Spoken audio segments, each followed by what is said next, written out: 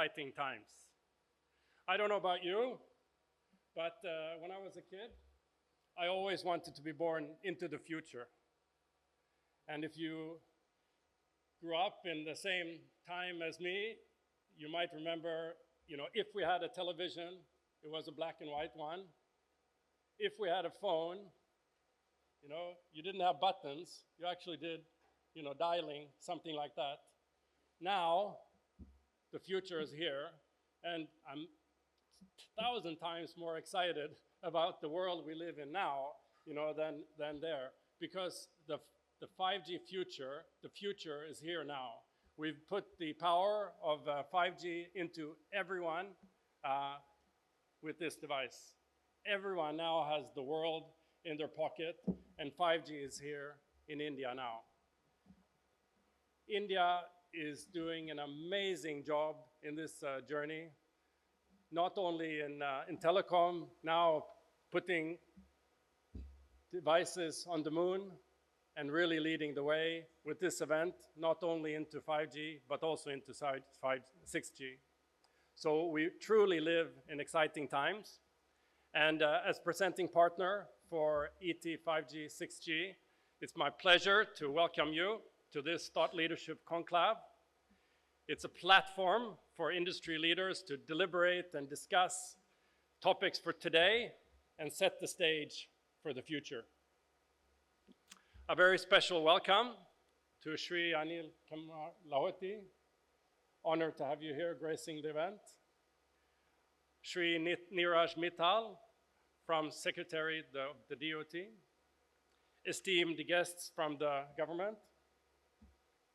Everyone here on stage, from the industry, and friends from the media. So India embarked on the fastest 5G journey in the world and is clearly a front runner in the global 5G race with 420,000 base stations online as of 31st January this year. This is a truly remarkable journey, and of course we're honored to have partnered with the CSPs in India in this journey, all of which are here today. The 5G subscriptions in India have already exceeded 165 million as of today, and will reach 860 million by the end of 2029. This is the fastest growth anywhere. Indian customers, all of us, and the world around us, are eager to capitalize, as you mentioned, on the capabilities of the network and adopt all of the cool things that we can do with 5G. And I'm convinced that 5G will enable Bharat India to enable the digital India, digital Bharat, for leapfrogging India into the next generation to become that digital economy. Today, we've got an exciting agenda. I can really look forward to this with exciting discussions on what is relevant today in building the 5G ecosystem, 5G monetization, which will serve as a foundation to fuel growth in this sector. We will have a discussion to discuss network transformation and 6G, which represents an opportunity for India to shape the global standards framework. At Ericsson, we are delighted to be part of these discussions.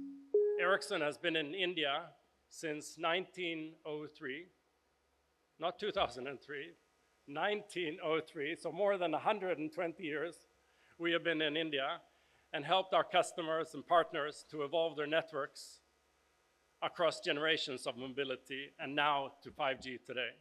In fact, Ericsson was the first telecom vendor to set up production in India in 1994. We have our largest employee base in India. Globally, we have our largest employee base here in India with 31,000 employees, across all domains of design, R&D, sales and marketing, as well as manufacturing. We're honored to be part and contributing to India's digital transformation journey. With that, let me welcome everyone here once again, and please allow me to kick it off with a presentation on how we see 5G and networks evolve globally in India. So I'll use this clicker. So this presentation is about where the industry is going. And there's a lot of light on this stage, but really I think the light should be on all of us, because 5G is a platform of innovation. It's a platform where we as an industry can really utilize the technology in these devices and in the networks in a completely different way. So let's look at the evolution. The first row here up on the lilac on the top is the global numbers. The blue is where Ericsson is participating. These two numbers, the 290 and the 40, are really moving fast. 290 networks are now live. 30% of the global population is covered by mid-band. And this number here, the 40, is maybe the one that's moving the fastest, which is 5G SA adoption in the 5G networks. The blue is where we're participating in about half of the global 5G networks. We are a vendor in these. We're in 67 countries, and 30 out of the 40 or so 5G SA networks are live with Ericsson technology. Fixed wireless access, in particularly for India, is something really to watch, and I will come back to that in a bit. Today, there are already 92 5G fixed wireless access networks live in the world with Ericsson. But the biggest one, the biggest growth, is here in India. This is how the world evolves according to the Ericsson Mobility Report, which you can all download anytime from our web. It shows the tremendous journey that all of the world has done in 5G. It's the fastest G in the world, but particular the India growth from 11% to 68%, and the 68% represents almost $1 billion in 6 years, growing from 11% to 68% in a country as vast as India is truly staggering. What is also truly staggering, and this is no news, but it is tremendous to see that it continues to grow, is the amount of traffic in 5G networks, in any network in India. It has the highest average usage per smartphone at 31 gigabit, but by 2029, it's at 75, and you can see it far outpaces any other country or region in the world. This is just tremendous, and it shows how India is a super healthy market for telecom. But the real importance, and this is why I think the light should shine on everyone in this room, is what we can do to unlock the 5G potential. It is the greatest opportunity ever for service providers, because it is this platform of innovation, how we can use the platform to drive new incremental revenue from 5G and leapfrog India into the digital economy. The capabilities, or the strategic considerations, are the 5G network performance and capability, so effectively network slicing. Today, everyone in this room, we've got exactly the same performance on our mobile handset, regardless of whether we are interested to pay more for it or not. That capability is there in 5G to slice it and to differentiate it both for us as consumers or for different applications, which is probably the most exciting capability in 5G so far. This allows us to drive strategic partnerships and leverage the 5G ecosystem. It's important in this new world to get creative and think about new opportunities, new value chains, because the revenue creation does not need to be from the consumer or for the enterprise. It can be different models, and I will touch on a few in this presentation. The biggest opportunity yet is probably enabling enterprise, because when you differentiate capability in the network, you give differentiated capability for different users, and enterprises need that. These are a few of many CSP partnership use cases we're involved in, both on the consumer side and on the enterprise side. I'll touch upon consumer first, maybe. So video applications and gaming is obviously huge on mobile handsets, but the differentiation is not there.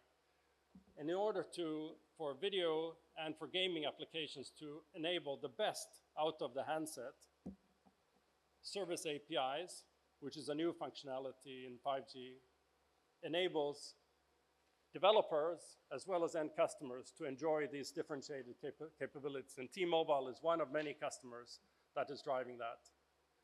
Singtel is another one. They have really done this in very interesting incremental steps, launching first slicing for Formula One, the race you can watch on the phone, undisturbed, uninterrupted by enabling this slice. So customers that sign up for the Formula One, they get this differentiated performance. Do they sign up and they know that they get a different quality slice? Actually, they don't. They sign up for the Formula One and they pay a fee for that. It's $10. The operator enables the differentiated performance for them, and they get an enjoyable experience. But the real key was maybe not that extra $10 per month. The real key for Singtel was it was a way for them to push customers to 5G, because launching this application, enabling it with the differentiated performance so everyone really loves what they're getting on their handset, enabled them to move customers to 5G and to 5G SA, because obviously the capability was only there. But doing that once, that meant they can do it multiple times. And of course, when World Cup came, they did the same thing, and they charged a little bit more and moved even more customers to 5G. Those of you who have been to Barcelona, you might have seen they launched an even more advanced capability of this on the handset, which is called URSP. So that means that when you click an application on the phone, you enable that slice.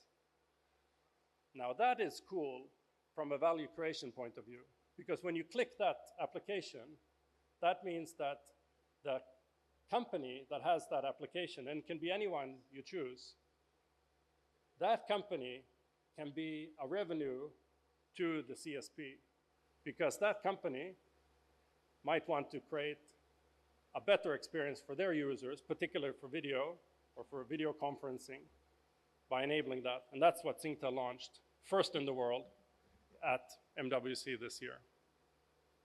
Enterprise is really significant here as well.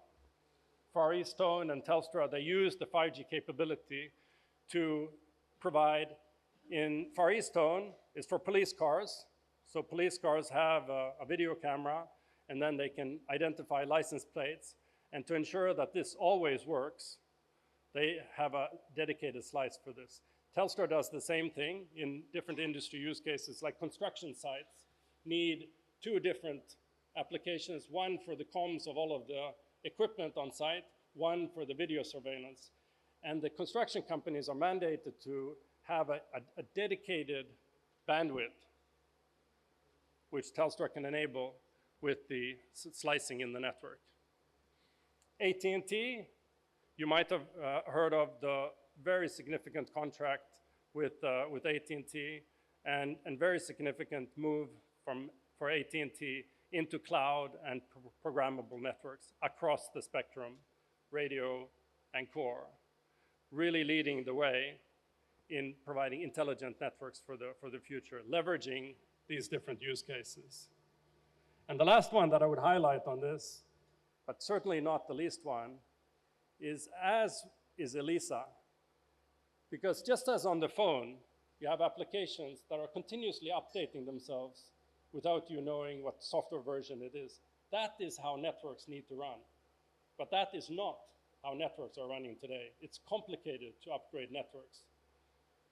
But with 5G and 5G SA capability, in-service software upgrade is there, and networks can automatically upgrade themselves, which hugely improves the operations of these networks. And ELISA is one of the first customers that did that.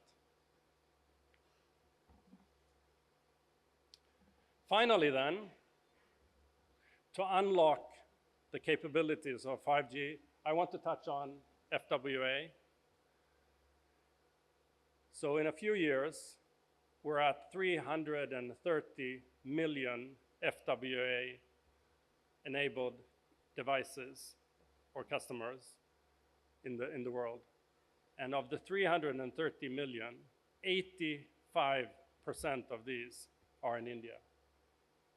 It's an amazing way fixed wireless can now complement fixed broadband and really enable to connect the unconnected. Industrial devices, this is a Sony video camera or broadcast camera. You might not know, but these Sony cameras from any company, but I'm using Sony as an example because we highlighted this at MWC, they have 3 SIM cards in them. They have 3 SIM cards because they want to ensure that when they broadcast, they enable the best capability of whichever network is there.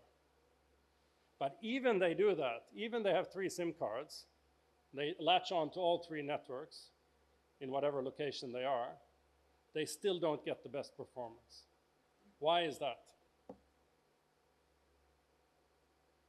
Because everyone in this room, as I mentioned, we get exactly the same performance on our device. So if you have a lot of broadcast cameras, of course, performance will go down. Or if you have a lot of people in the room, performance goes down. And with broadcast today, you want to do it from several different angles. Users are starting to get used to being able to themselves switch between where they view. So by instead having 1 SIM card in the Sony camera, but providing that slice to the Sony camera, broadcasters can now broadcast with perfect performance, only latching on to 1 network. RedCap will drive this even further. RedCap is now available across networks and enables for the devices to even come lower in cost, enabling 5G in an even broader way. Finally then, 5G is the platform of innovation, the platform of creation. This is why we are here today. Not just the transport and the core and the radio, but the APIs on top, the developer platform that we now enable, the great new future that we're creating together. Thank you so much for allowing me to introduce today. Look forward to amazing discussions today. Thank you again.